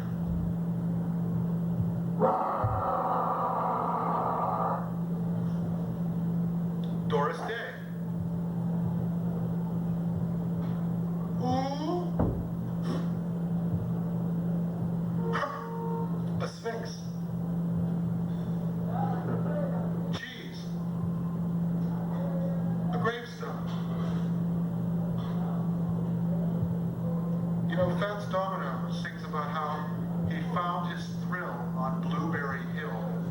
Well, if I weighed 340 pounds and I saw a hill made of blueberries, I'd get a pretty large charge out of that myself. I'll tell you. Well, now comes the part of the Wrong Hero segment, which he thanks people. I would like to thank all of the individuals who have not hindered me in my inexorable progress towards world domination. I would like to thank all of the drugs available on the street in massive doses for very little money for relinquishing their hold on me after 36 years. I would like to thank all of the mental illnesses which no longer afflict me, thanks to my reading of USA Today and the Reader's Digest every day. And I would like to thank lucidity for coming to me at long last, ignorance from departing from me, cupidity, laziness, and gullibility for afflicting me only at moments which I choose. And that's too serious. So now I'm going to sing my medley of War and Blue Velvet. Are you familiar with these songs? War by Edwin Starr and Blue Velvet by Bobby Vinton. Well, every day in the cafeteria in 8th grade, the greasers wanted to listen to Blue Velvet and the homeboys wanted to listen to War. So every day it was like, 1, 2, she wore, what is it good? Blue Velvet, absolutely. And say on a Sunday afternoon. So it was kind of schizophrenic. You know, they say an apple cleans your teeth. Well, so does a hand grenade. They say a carrot improves your vision at night. Well, so does a hand grenade. They say an apple a day keeps the doctor away. Well, I need to know what keeps the policeman away. A pension-flavored little thing that you hang on your car cylinder? You know, oh, excuse me, sir, you're going 7. That smells like a pension. Never mind. See ya. So, I'd like to do another impression. A bell. Boom. And now, a bell backwards. Hello. Well, now it comes time to discuss the religious rite.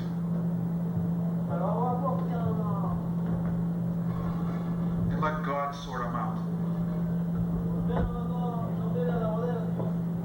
Friends, do you know what the most important of the Bible is? Me neither. But friends, you have got to invite Jesus into your life. You must invite Jesus into your life. Well, I invited Jesus into my life. Had him as a weekend guest. You know what he did? That bearded rascal. He left hair in the shower. He walked up the shower nozzle. He gave away my coin collection. He left his face on all the towels. He came in naked and bleeding and said he lost his robe in a dice game. And could I lend him a couple of drachma? Just so he could call home? Oh, a policeman comes to the door. Jesus the Nazarene, here's your bill for 2,000 years back alimony. I'll tell you. Ooh, poor guy. I'm picking on him. And now this word for Pope Light. Slimmer than the fat pontiffs Catholics worship. Pope Light. Thou shalt not steal, but you can cheat on your income tax. Thou shalt go to church every Sunday, except when the World Cup game is on. And now this word for the penis. Strong enough for a man, but made for a woman. But men like it too. Hey Steve, are you leaving or will you be back? Be back later. Probably not before he sits over now. Are you moving in? Change your mind? Oh well. Better find a roommate. Hey, I only got 10 more minutes, Steve. Have a seat. I'm coming up to the... Why don't you advertise for roommates on stage? Okay, I need a roommate. By the time you see this, it'll be November, and I'll have already got one. But please, be my roommate. Come on, stick around. I got some new material. You're gonna love it. Alright, well, I'll stay for the new stuff. Okay, stay for the new stuff. Yeah, that's right. And now this word for placebo light. That's not new. I know, but what do you want me to do? Skip directly to the new material just to please you? Placebo light. Only half the inert ingredients and filler of other placebos. It does less than nothing and it costs twice as much. Placebo light. Alright, then I'll skip all the old material. Okay? Just for you. Okay? Well, since I am 50% of the audience, you know. That's true. I aim to please. And sometimes I actually score a bullseye. Yuck. Did I ever tell you about the yogi cycle? I want to combine Sophocles and Hanna-Barbera cartoons. What shall we watch?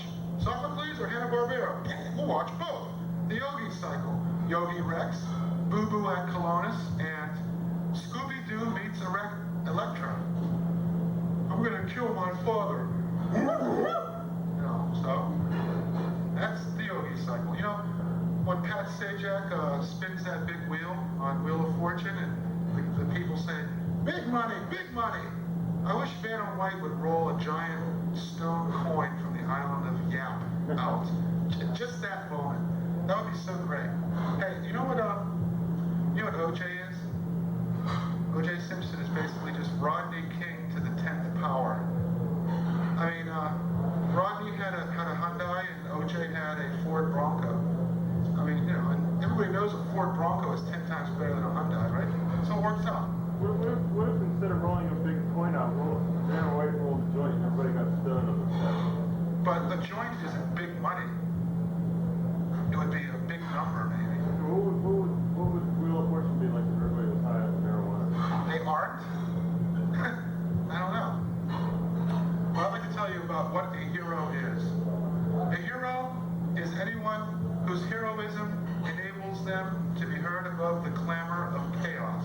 But beware, there is a short path between hero and mad dog. Because basically, a hero is somebody who has found something more interesting than pleasing women. Well, I'm the wrong hero, and I've had a long and varied history. 1960, drooling. 1970, melting army soldiers over ants. 1980, getting stoned. 1990, getting drunk. 1994, drooling. You see, somehow you always come back to the basics. Now, don't you? You know, I've discovered something. You can ask the most insolent questions in the world just so long as you preface them with "sir." Like, Christ on the cross. Excuse me, sir, how's come you're getting all the vinegar sponges, huh? You want to tell me about that? You know, when you're around your parents, you have to act like you're a member of our gang, you know, like Freckles, the cute little dog with the little circle over his eye. Oh, shucks, Ma, I forgot to take out the garbage. But when you're with your pals, all of a sudden, it's like, you know, you're a member of the Jets, and it's like you're Joe Cool, and every time you walk down the street, it's like... So, it's just funny that way. So, what kind of music do you like? Oh boy, it's not a choice looking at my music I don't like. What music don't you like? Pretty soft rock. Country. Country and Western is just a soap opera for drunks. You know that? It is. Soft rock. That's an oxymoron now, isn't it? What is it, talcum powder? Pooh. And most of them use that, you know what beat something like that, it's on almost all the songs. Whose songs? Also on all the dance songs. Oh. Something like that, yeah. That's the sound of that stuff that people sniff and makes their heart go like that. That corresponds to amyl nitrate. So. Yes, it's the music of the queer.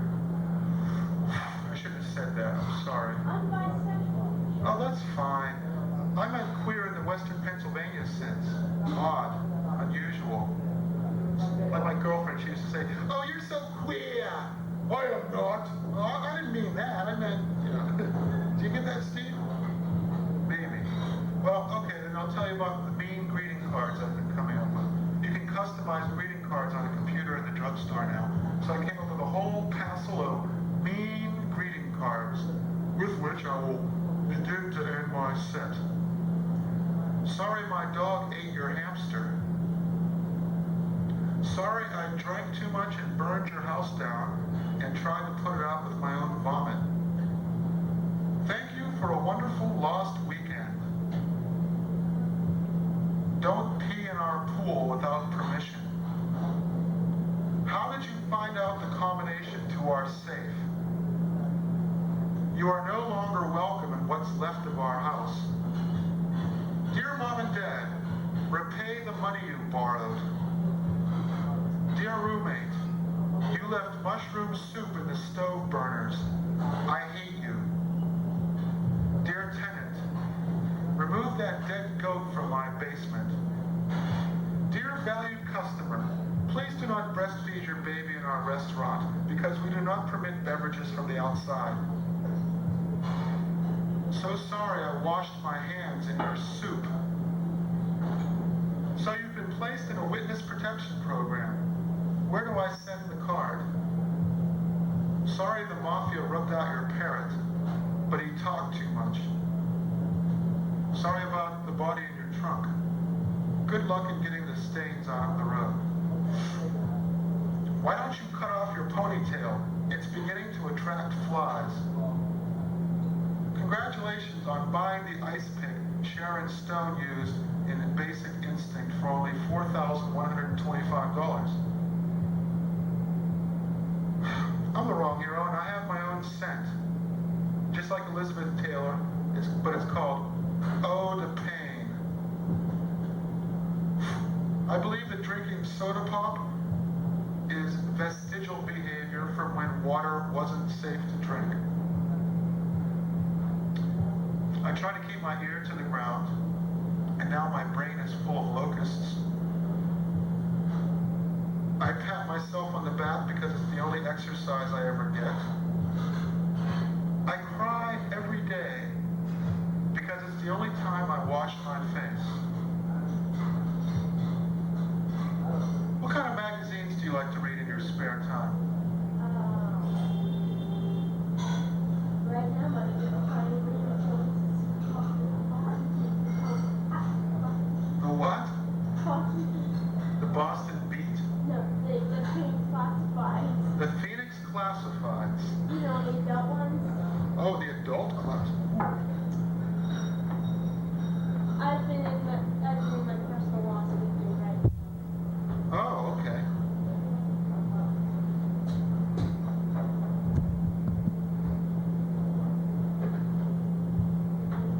Well, did you see The Lost Weekend with Ray Milland? It was on the American Movie Classics channel. Oh, it's great. I'll give you a 8-second summary of it. Boy, this opera sure is dull. I wish I could drink that bottle of rye I have in my raincoat. What's this? My raincoat's missing? Hey, pretty lady, you have my raincoat and you have my leopard skin coat. Let's exchange phone numbers. Let's go to a cocktail party. I won't drink because I love you. Flashback, flashback, flash forward, flash forward. And that's how I became a lousy, stinking drunk. I wanted to write my novel about some guy who goes on a bender, but it's only Friday and I gotta wait until Tuesday to write it. With my help, you'll write this novel. Uh-oh, you're holding a drink. Oh, you dropped your cigarette in it. The end. That's The Lost Weekend. Pretty cool. Pretty nice. Well, you know what magazines I like to read in my spare time? I used to read the Reader's Digest. Now I read The Illiterate's Bible. I used to read Modern Maturity. Now I read Prehistoric Hijinks. And I used to read Scientific American. Now I read Superstitious Caveman. Well, I'm the wrong hero, and I guess I've got to go pretty soon, but here is my plea. My ecologically alert plea. Stop us before it's too late. Save the deserts before it's too late. Now, whenever somebody starts to get on your case, starts to make you feel as though you have no right to be where you are, Cecil? Yes, Mr. Howard. Have a seat. This is very important that you know this. Whenever somebody gets on your case, whenever somebody tries to tell you that you're supposed to do something that you don't want to do, or you know by rights you don't have to do, whenever they have this sense of entitlement, which is grotesquely disproportionate to their ability to command your respect, look at them and say these simple 4 words. Whose dog are you? Okay. I'm the wrong hero. I'm not crazy. You're just stupid. And now to conclude my dance. Can I have could you play the drum? Just bang.